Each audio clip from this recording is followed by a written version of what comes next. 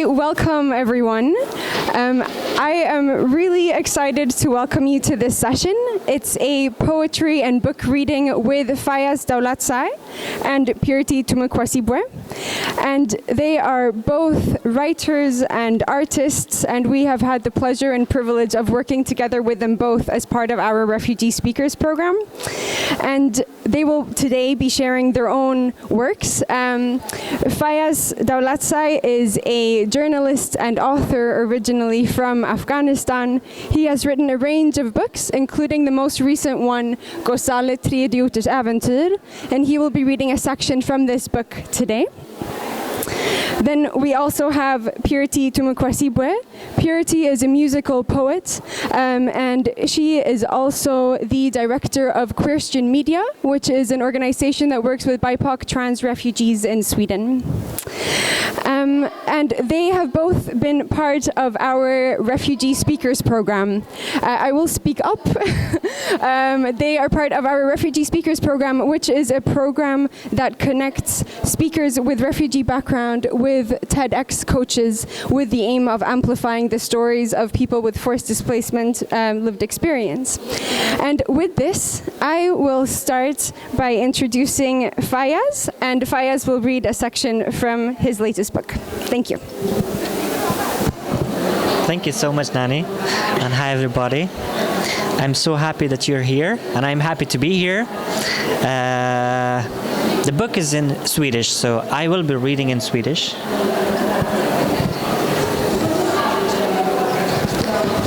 So I've chosen this short text from page 86 of the book, if you have the book. Vi skrattade. Sedan ställde jag en fråga som hade snurrat runt i mitt huvud i flera år. Frågan som mamma inte hade kunnat ge mig ett tydligt svar på. Vad är krig? Norak suckade. Som om han inte visste hur han skulle förklara det för mig. Var jag verkligen en idiot som inte fattade saker och ting? Kanske det. Men jag var absolut inte lika dum som Mohammed. Krig är när människor misslyckas att lösa situationer via kommunikation, förklarade han. Då blir de våldsamma, delar sig i grupper och börjar förstöra varandras hem och ta varandras liv. Men varför gör de det? De kommer ju dö allihopa i slutändan. Det är en bra fråga, Tawab. Tyvärr kan jag inte svaret. Men jag tror att det oftast handlar om makt. Makt? Ja, makt. Det är viljan att ha kontroll över andras liv. En ond strävan. Djävulens vilja. Jävla människor. Varför är de så komplicerade? Varför vill de förstöra för varandra? Norak cyklade igen och tittade ner på grannarnas hus. Vi satt högt uppe på berget. Jag skalade en gurka med kniven som han hade stulit från moskén under fredagsbönen. Medan han försökte göra en tatuering på armen med sin systers rakhyvel. Jag cyklade när han cyklade och sedan cyklade han igen och jag harmade honom. Och då tittade han på mig med den sura min som han alltid fick när jag gjorde någonting irriterande.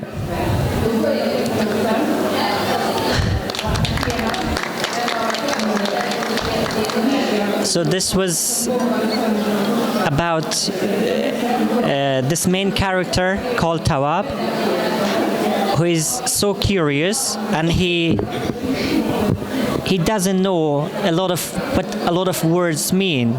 So he asks his friend what the word war means.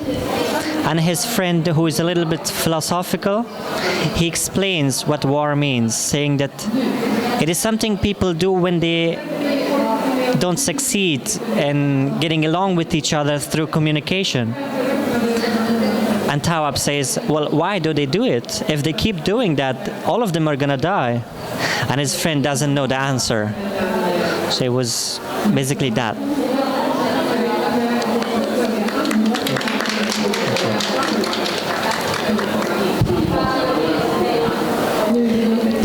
much for this, Faiaz. And I now have the pleasure of introducing Purity Tumukwasibwe.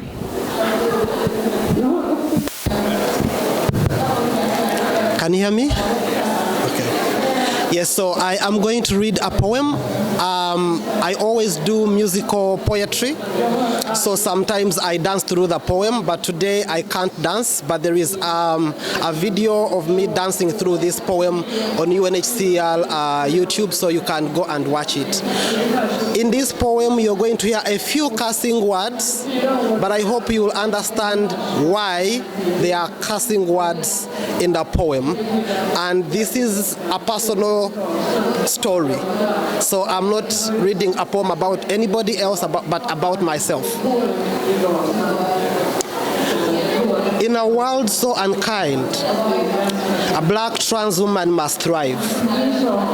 A black trans woman who is a refugee and stateless, with a future that only the universe can predict. From a land of fear and hate, from a country that imprisons or at worst kills trans people for who they are. She faced the darkest nights. She was imprisoned for being true and banished for being born in a wrong body, tortured for who she is. But from the depth of despair, her courage grew. Her name is Purity, and that country is Uganda. Her parents gave her conditional love, tough love to live in a wrong body she has no control over. Her father wanted to kill her with a gun. He pointed a gun at her forehead and told her, "I will kill you if you don't denounce homosexuality." Did he kill her? No, but he bruised her and left her with everlasting traumas, scars, and wounds that will never heal. This girl, Purity, reminds me of a phrase: what doesn't kill you makes you stronger. She isn't strong, but resilience is all she has got. She named herself Purity because her existence has been deemed impure, unnatural, and a curse. But Purity is who she is. The journey of 1,000 miles she braved trod through trials and tribulations where hope and despair wed, escaping to a new land, to a land unknown, so she can stay alive. This girl has been in jail 26 times. 26 times. But who goes to jail for 26 times? She must be a criminal. No, she is not a criminal, but she was born illegal, born in a wrong body, born in a nation that kills, imprisons people for who they are. A journey of 1,000 miles begins again. Seeking refuge, respite wasn't on her bucket list of dreams. Becoming a refugee was the last thing on her dreams. If she didn't, she would be dead by now. Her name is Purity. From the shadows of injustice, she emerged with a flame. She became fierce. She looked at her wounds and scars and torture, then told herself, "Purity, these wounds are not who you are. Your name is Purity. Purity isn't a criminal. Purity is not illegal. She is a girl who wished she wasn't born different, but nature dictated."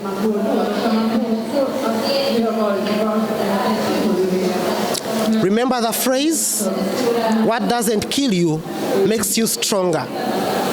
This black trans woman is wounded, her body is bruised, but she turned these wounds, a bruised body, and made a beautiful art piece out of it. She looks at her scars on her face. It reminds her of her battles. When she remembers her father daring to kill her, it reminds her of her resilience. When she remembers 26 times in jail, it reminds her of the power of resilience. Wait, this girl didn't come here to lament. She came here to celebrate her journey. Warriors celebrate when they win even smallest battles. For Purity, she has won very small battles, but girl, oh girl, she must celebrate them. She must celebrate that she went to jail and came out alive. She must celebrate that her politician father wanted to kill her with a gun and she dodged the bullet. She must celebrate that she has attempted to commit suicide many times and the power in her told her, Purity, not today. There must be more to your life. You can't die just like that. You have the power to look at life and say, bitch, not today. Not today, bitch. Purity must celebrate because her being alive is as a political statement. A political statement that nations that criminalize love must do better. A political statement that parents who attempt to kill their own children for who they are must know the exact role of a parent. A political statement reminds me that the transphobic bitch robbed me of a family, robbed me of a home, and denied me a right to be someone's child. This transphobic bitch robbed me of everything I knew and left me for the world to devour me.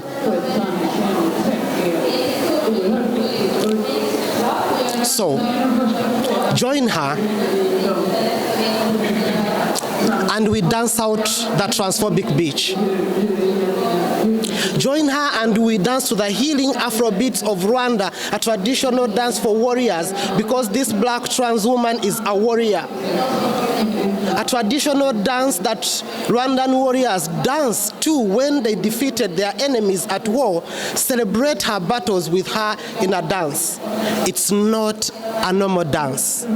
We are dancing out all forms of transphobia and other homophobic bitches. I am Purity, the healing dancing queen. So, shall we dance? Thank you.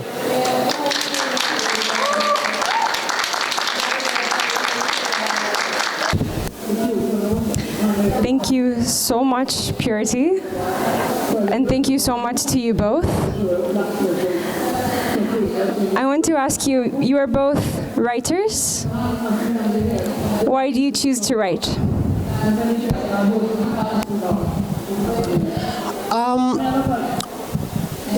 Okay.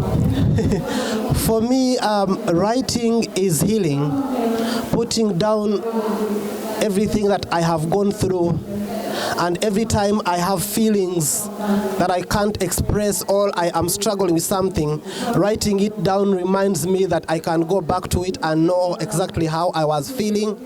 And then also it reminds me that when you write something more so a painful journey and you are sharing it with somebody else, you never know who is going to read or listen to you or see your art out there and find strength out of it.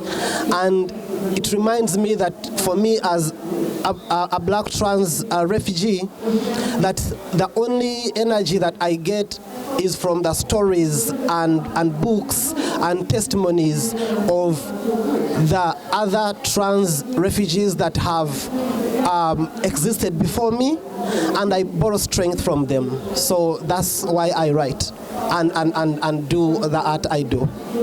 Yeah. I think one of the reasons why I write is because I don't want to forget. I don't want to forget my childhood.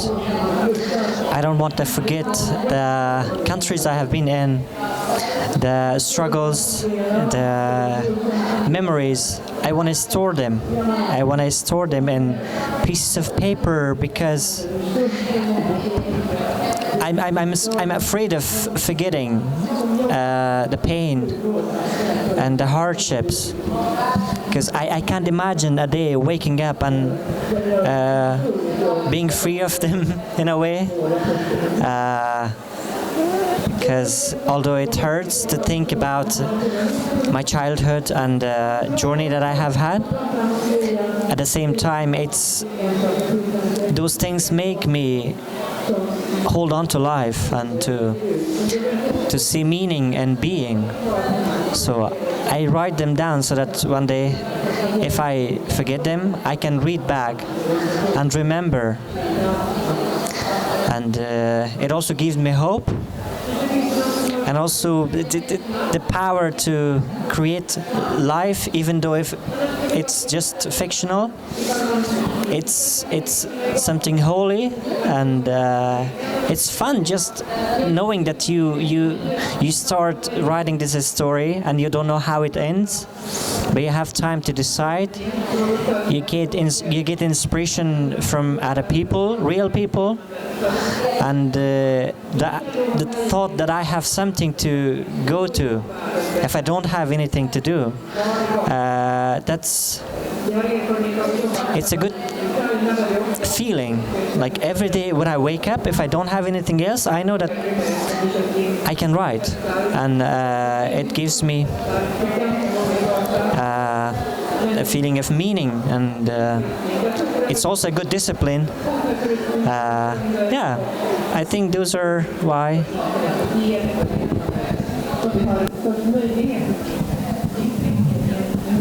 And you've both not chosen to only express yourself through words, but also to share your words publicly.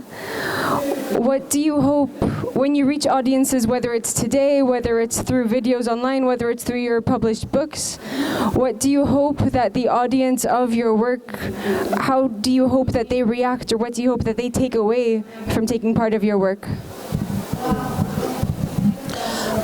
That's a very important question.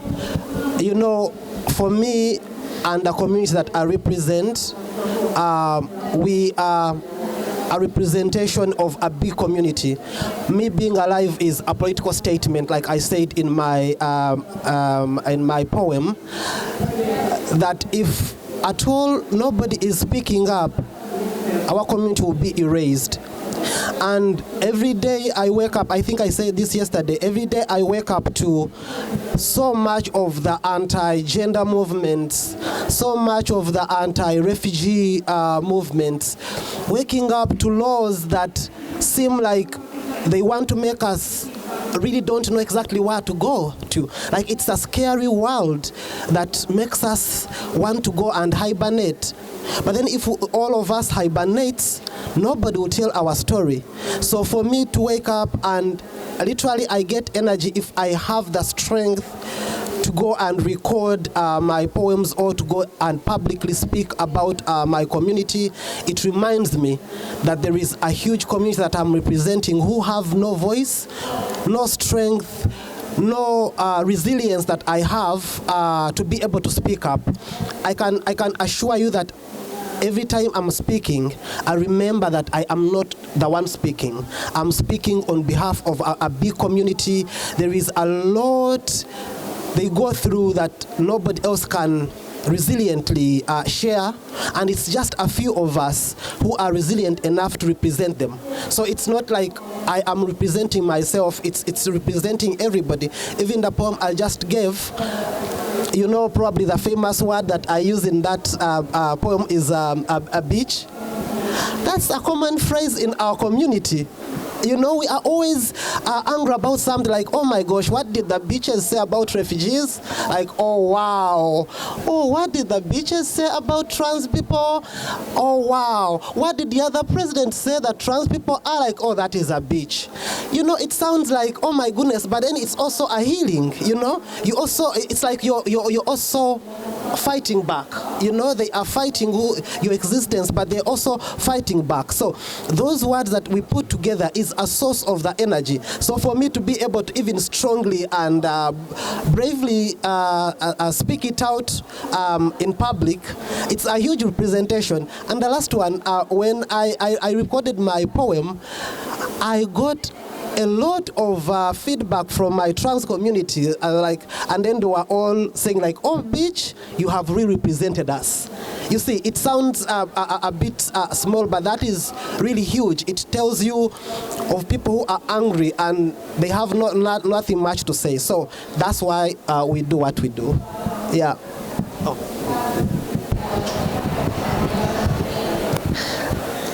I used to speak up because I felt this need of expressing myself to an audience. I don't really know why. Perhaps it had to do something with me not being able to speak up when I was a kid. But that feeling of inferiority, it's kind of gone now. Now, I think one of the reasons why I speak in public is because I know for a fact that there are so many people who either don't have a voice or they have a voice but they don't know how to express it. So I hope genuinely that by seeing me, a guy who was nobody, who still is kind of nobody, but who gets to speak up, and people listen, I hope to inspire them in a way that they too can express themselves, and that people will listen if they get the courage to start, and there's help to get. And yeah, I think that's why I do speak.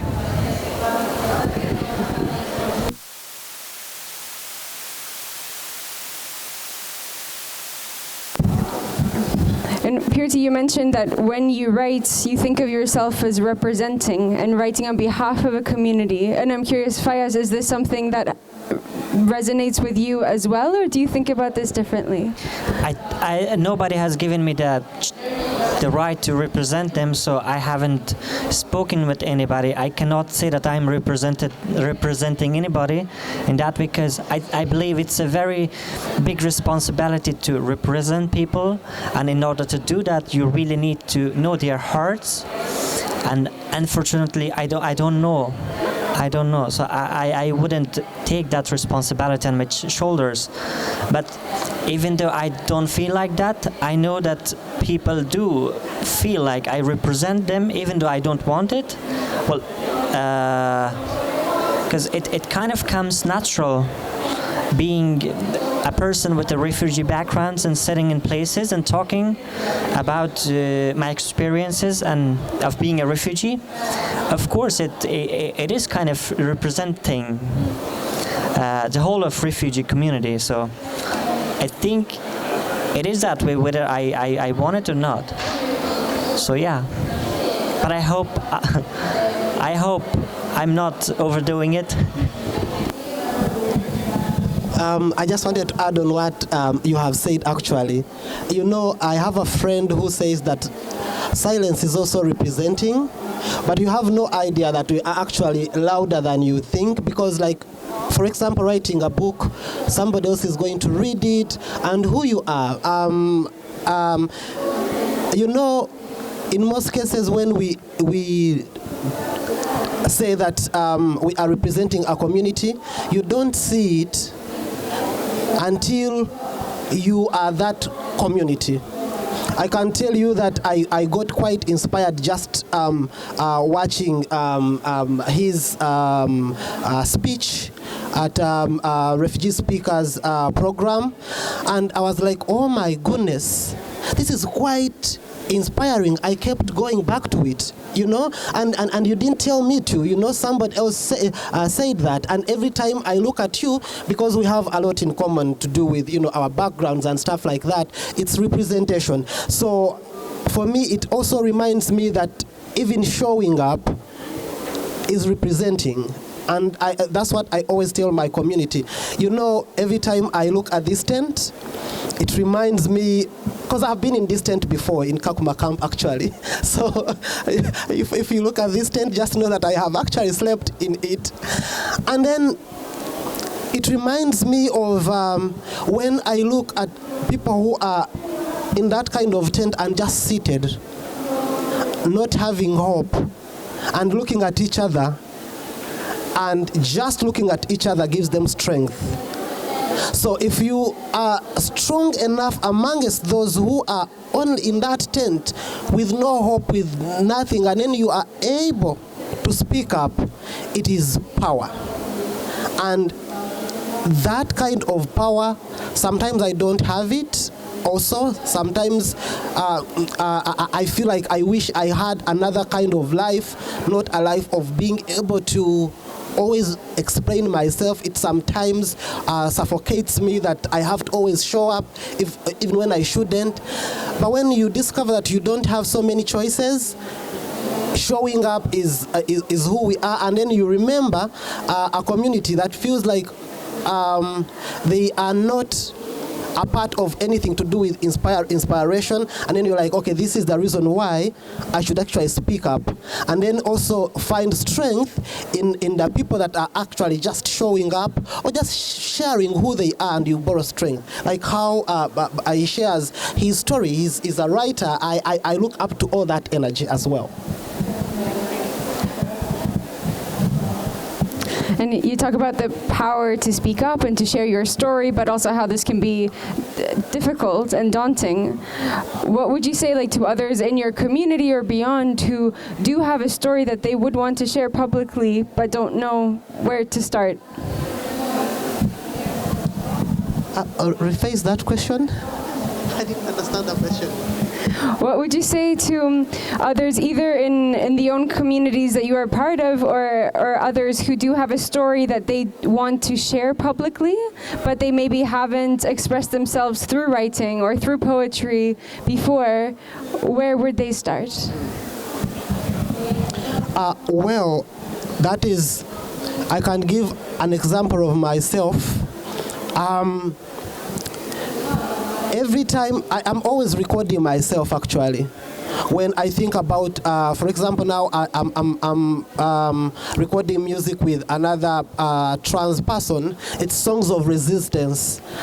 And it's just because every time I'm in the forest, every time I'm just like, I find strength to sing.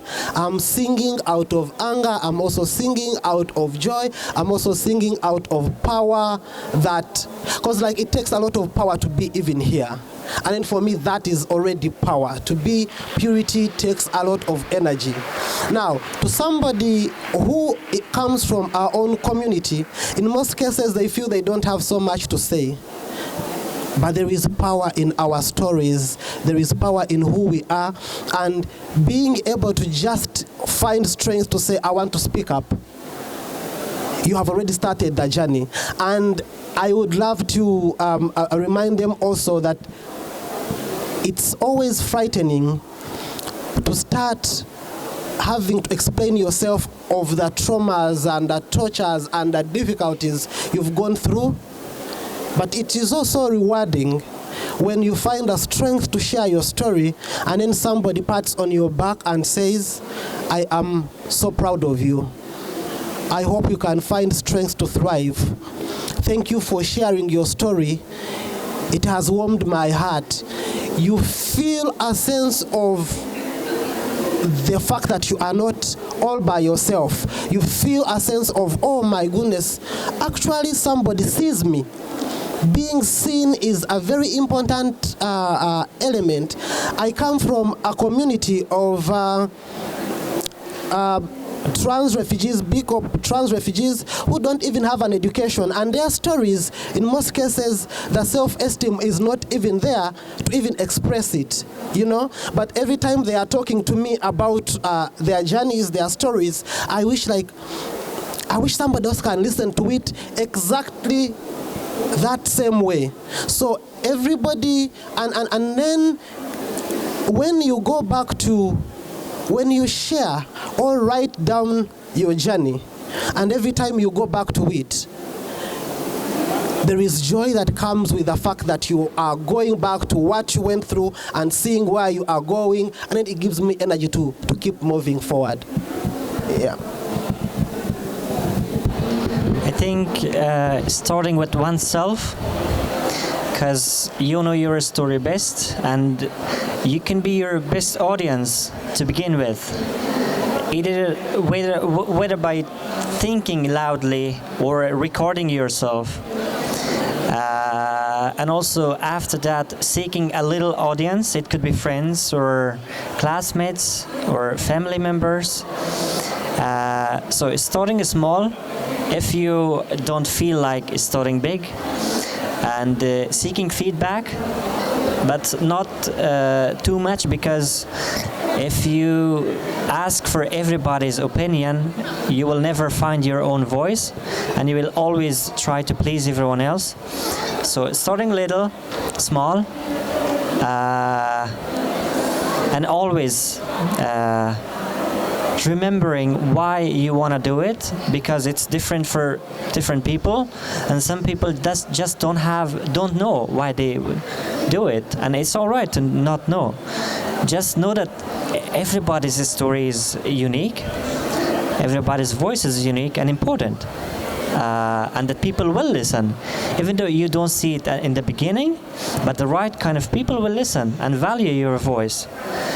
Keeping those things in mind, I think that's a good start. It also reminds me of when I was writing my story with the Refugee Speakers program, and I wrote down a whole long story, and then I remember my coach telling me that, "Oh, Purity, that part of your story is what has inspired me." And I was like, "What? That's not even what I always think about that is actually inspiring." Like, yeah, for me, that part of your story is what actually inspires me. And then it gave me validation. It also reminded me that sometimes you need somebody else when you are writing or putting down your story or wanting to speak out. You need somebody else to hold you and tell you this is a part of your journey that actually represents who you are and maybe inspires the person, because then you start learning how to know that, oh, there are different bits of who I am and my journey that actually inspires, and then maybe you pick up those pieces and you start being comfortable knowing that this is exactly what somebody else feels is inspiring, but then it also is my journey. It is power in that as well. Yeah.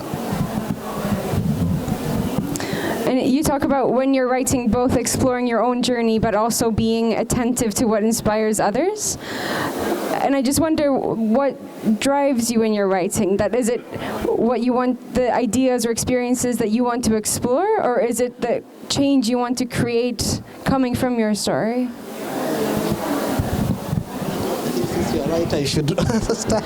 Well, for me, it's different things. Perhaps the biggest one is finishing a writing project and having a product. That's what drives me, but also the idea that this time I'm gonna do something much better than last time. So the idea of improving, both as a writer, but also the product that I'm gonna produce.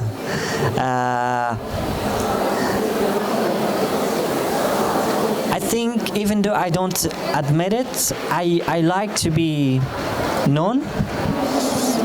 I like to matter, and that's why perhaps why I write. So I want people to read my books. I want people to give me feedback, and I want to write better every time, to do a little bit better, to write a little better, and to create something that didn't exist before. That's basically the idea with the whole thing, to create something that's unique, that's original. Sometimes you succeed, sometimes you don't, but you never know, because writing is not only about you, it's about the readers, and they can give you different feedbacks. So yeah, I think it's a work that never gets finished. It's always a work in progress.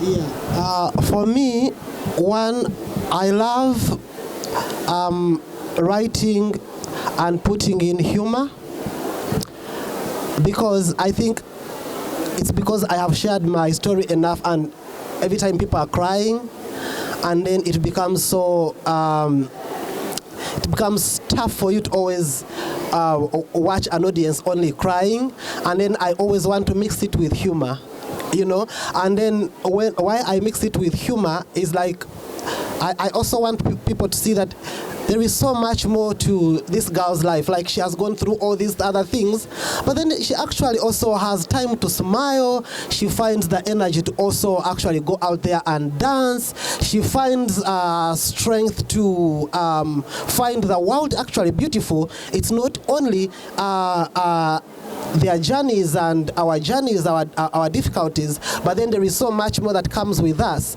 And then it also reminds me of the community.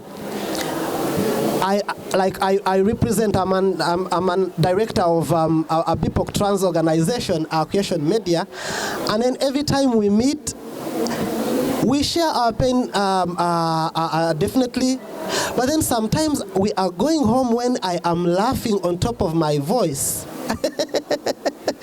Like, there is a lot of diversity, and then in the language, and then like sometimes somebody is crying, and then you're like, oh, but she has something very humorous, and then I'm like, oh wow, I need actually to carry this strength, you know, going home, and then it will draw me forward. So I use both for the reader or the one listening to me to understand that, oh, my life has been painful. It is a healing. I'm going to be on a healing journey for the rest of my life. But then there is actually so much more to my life and the life around us beyond pain. We also have things we love. We also have things that brings us a lot of joy. We also find strength in each other. And then there are moments when there are lows, but then there are also highs. So I do it in a mixture. Yeah. Thank you. And I think possibly related to this, one final question, and I'm putting you on the spot now a little bit, and I hope that's okay. But what was the last thing that you read or listened to that inspired you?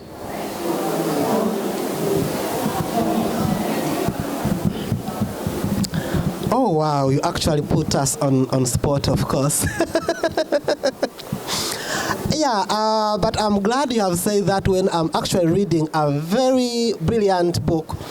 There is a book called In Every Mirror I'm Black.